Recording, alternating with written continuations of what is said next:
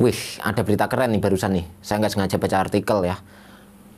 Kabulkan kasasi gugatan pinjol, Mahkamah Agung perintahkan pemerintah untuk perbaiki regulasi. Dalam hal ini Presiden, Wakil Presiden maupun Ketua DPR itu harus memperbaiki regulasi. Dan ada 9 gugatan yang diminta untuk diperbaiki atau diterapkan dengan baik ya. 9 gugatan tersebut apa saja saya akan bahas tuntas di video ini sekarang. Simak terus.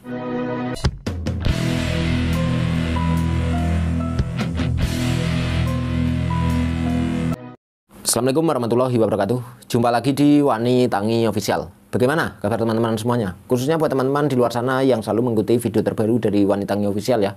Saya selalu berharap dan saya selalu mendoakan buat teman-teman di luar sana dalam keadaan sehat walafiat, dimudahkan segala urusannya dan pastinya dilancarkan selalu rezekinya. Amin amin ya robbal alamin. Seperti biasa, sebelum pembahasan video ini lebih jauh, saya kembali mengingatkan nih, nggak bosan-bosan saya ingatkan buat semuanya nih yang nggak sengaja nonton video ini, padahal kalian tidak memiliki hutang di pinjaman online, saya akan mengingatkan kembali untuk jangan pernah tergiur dengan yang namanya pinjaman online. Sebanyak apapun iklan yang muncul di handphone kalian, abaikan saja. Jangan pernah tergiur mencoba mengajukan hutang di pinjaman online atau pinjol. Karena pada dasarnya kerugian-kerugian itu akan sangat banyak sekali yang kalian dapatkan dibanding manfaat yang kalian dapatkan. Nyaris gak ada manfaatnya, tapi kerugiannya sangat banyak sekali. Dan juga buat yang sudah terlanjur terkena pinjaman online, namun kalian belum tahu caranya bagaimana keluar dari masalah pinjaman online, hanya di channel ini, channel yang selalu mendampingi kalian agar kalian terbuka pola pikirnya, agar kalian bisa berpikir secara waras, tidak gali lubang tutup lubang terus-menerus, dan pastinya endingnya bisa keluar dari masalah pinjaman online. Itu ya. Dan di video kali ini seperti di awal saya bahas, bahwasannya di sini saya melihat berita dari media online kompas.com ya. Di sini akan coba sambil saya bacakan dengan judul kompas.com, kabulkan kasasi gugatan pinjol, MA perintahkan pemerintah perbaiki regulasi. Ini berita masih baru, masih 3 hari yang lalu ya, 23 Juli 2024. Saya bacakan sedikit nih. Mahkamah Agung atau MA mengabulkan kasasi yang diajukan 19 warga negara atau citizen lawsuit terkait praktik pinjaman online atau pinjol pada Rabu 24 April 2024. Berarti 3 bulan kemudian ya dikabulkan. Para penggugat adalah Nining Elitos, Dita Caturani, Sri Baskoro, Betty Martina, Ahmad Muas, Minarsih, Heni Susilawati, Dewi Purwati, Nurul Kartika Putri, Gani Saputro, Siti Aminah, Yulianti Afinawati, Nur Rosid Murtado, Irine Oktavianti, Kusuma Wardani, Diah Aryati P, Warsiti Hajar, Muharyati, dan Leon Alvinda Putra. Ini mungkin ada yang kenal dengan nama-nama yang saya sebutkan. Kalau saya sih nggak terlalu mengerti mereka-mereka ini siapa ya. Lanjut ya.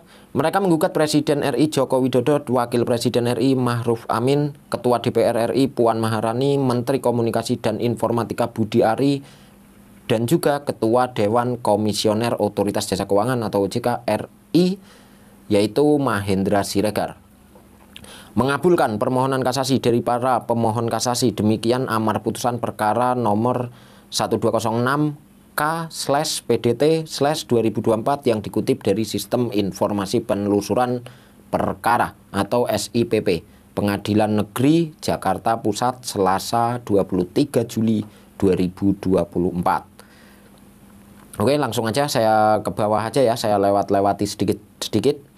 Nah, di sini Presiden, Wakil Presiden, dan Ketua DPR diperintahkan untuk melakukan supervisi regulasi yang mengatur 1. Proses uji kelayakan pengajuan pinjaman yang sesuai dengan kebutuhan masyarakat sebelum perusahaan penyelenggara aplikasi pinjaman online menyepakati perjanjian pinjam-meminjam. Uji kelayakan dulu nih, nggak langsung tiba-tiba di ACC begitu aja dan masyarakat dijebak. Biasanya kan seperti itu ya pinjaman online ya. 2. Batasan pengambilan akses data pribadi hanya pada kamera, mikrofon, dan location atau lokasi.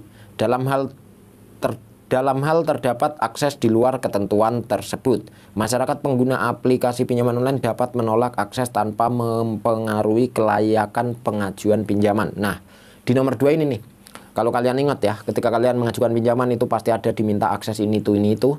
Dan di peraturan ini hanya 3 ya, kamera, mikrofon, dan lokasi saja. Dan jika ada lainnya itu peminjam wajib menolaknya tanpa mempengaruhi apapun. Biasanya kan kalau kita tolak kita nggak bisa lanjut ke aplikasinya kan gitu ya. Ini mungkin yang diminta, kalaupun ada di luar 3 permintaan akses tersebut itu bisa ditolak dan tetap bisa lanjut masuk ke aplikasinya. Seperti itu mungkin penjelasannya ya. Yang ketiga, jaminan tidak adanya ketentuan baku dalam perjanjian elektronik. Yang artinya mungkin tidak adanya jaminan yang mengikat gitu ya. Jadi artinya bisa artinya itu bisa negosiasi nantinya ketika adanya telat bayar. Mungkin seperti itu ya. Nomor 4, larangan tegas dan sanksi terhadap penyebaran data pribadi seluruh pengguna aplikasi pinjaman online baik oleh perusahaan penyelenggara aplikasi pinjaman online maupun pihak ketiga yang bekerja sama dengan perusahaan penyelenggara aplikasi pinjaman online atau pinjol. Nah ini nih, banyak sekali kan pinjaman online legal atau pinjol resmi OJK itu yang jika sudah telat 3 bulan atau 90 hari itu bekerja sama dengan pihak ketiga. Nah, di sini ada larangan tegas dan sanksi penyebaran data pribadi.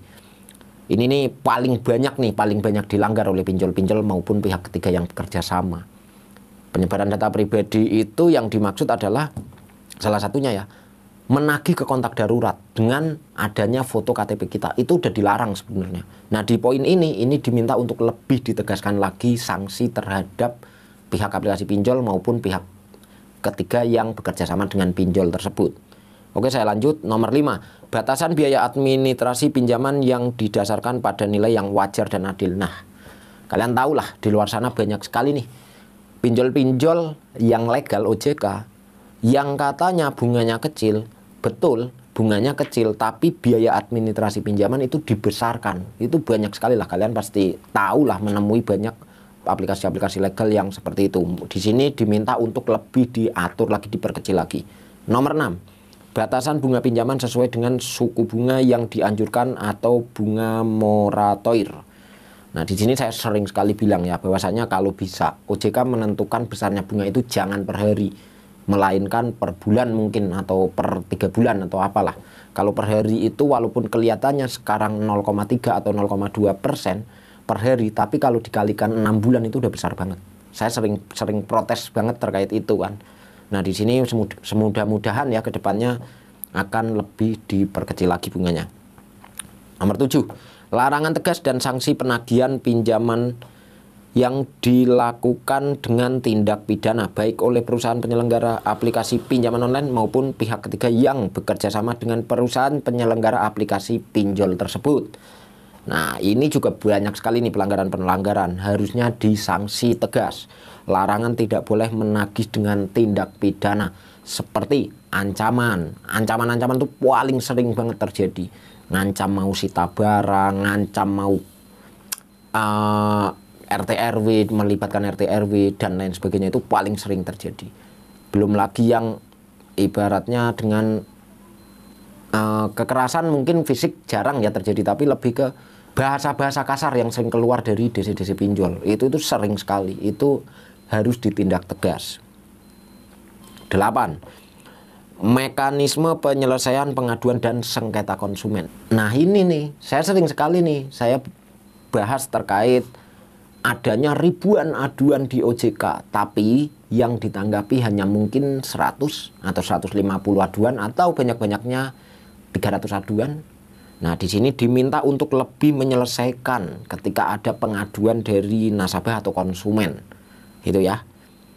Nomor 9, sanksi pencabutan izin usaha bagi perusahaan penyelenggara aplikasi pinjaman online maupun pihak ketiga yang bekerja sama dengan perusahaan aplikasi pinjaman online jika terjadi pelanggaran perlindungan konsumen, pelanggaran hak atas privasi, pelanggaran hak atas rasa aman, dan tindak pidana dalam proses penagihan. Lagi dan lagi proses penagihan itu banyak sekali tersorot yang merasa konsumen itu sampai merasa takut, dan di luar sana sudah nggak kurang-kurang juga kan yang sampai ending-endingnya si nasabah saking ketakutannya, si konsumen saking ketakutannya itu sampai akhirnya mengambil jalan pintas demi segera menyelesaikan pinjamannya di pinjol.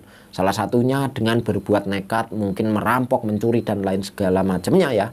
Belum lagi yang sampai mereka mencoba atau bahkan sampai sudah kejadian mewafatkan diri atau bundir ya.